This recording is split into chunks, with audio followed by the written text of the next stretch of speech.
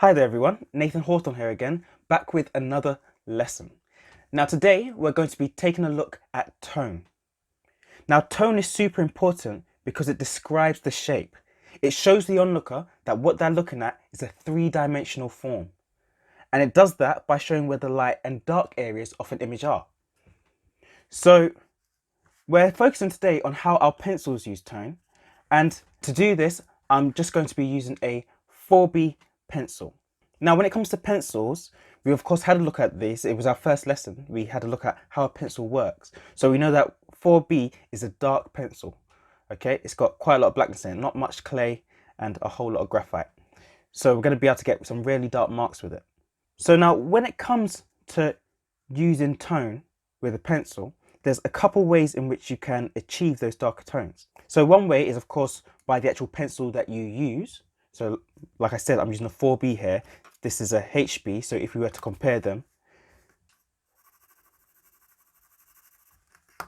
straight away you can see that the 4B is much darker. And another way is of course by pressing harder. So if I just go back to my 4B, the harder I press, the darker the mark. And the lighter I press, the lighter the mark. Another way is by building up layers. So on the same light area that I just did there, I'm going to go over it with exactly the same pressure. And you can see that as I go over it again and again, it slowly gets darker. Another way is also by using some form of patterning.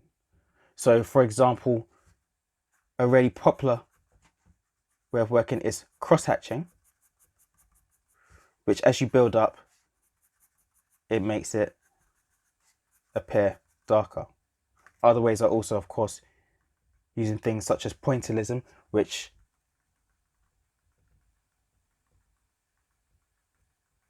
help us to see that the closer together the dots are, the darker the area will look, and other textured methods like that as well. Okay, so once again, that is using different pencil types, using different pressure, layering up, and using different types of texture and mark making to create that impression of tone.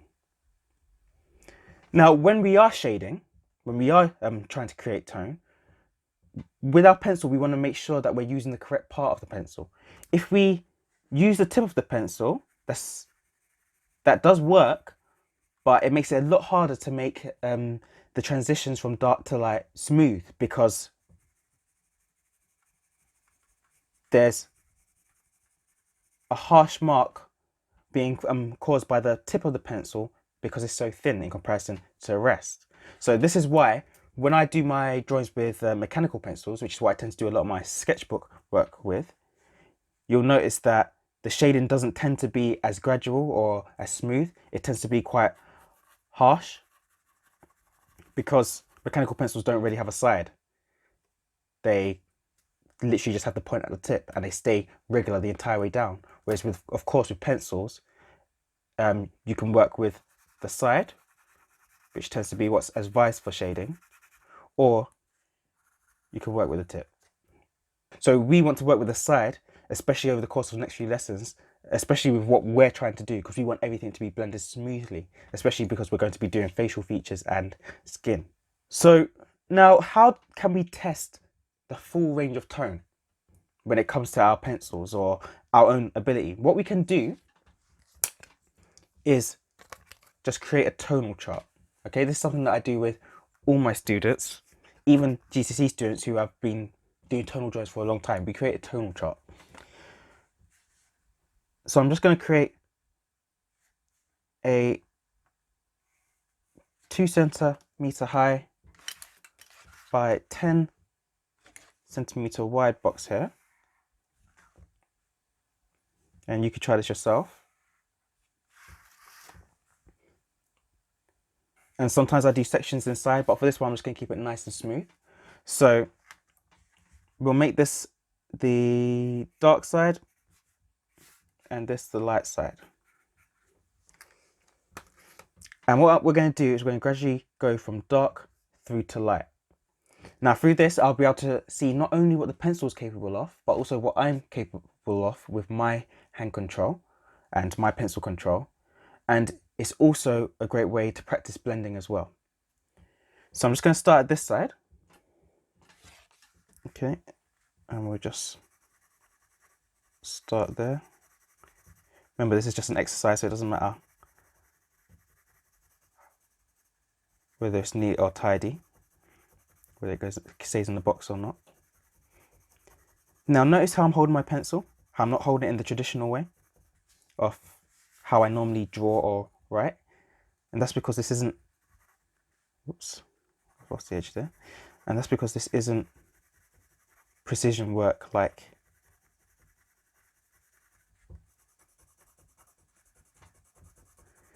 I usually do when drawing line work. So I'm pressing quite hard here, but not so hard that I carve into the paper. Okay, so shading will take some time. So I just jumped ahead and showed you what the completed tonal chart looks like.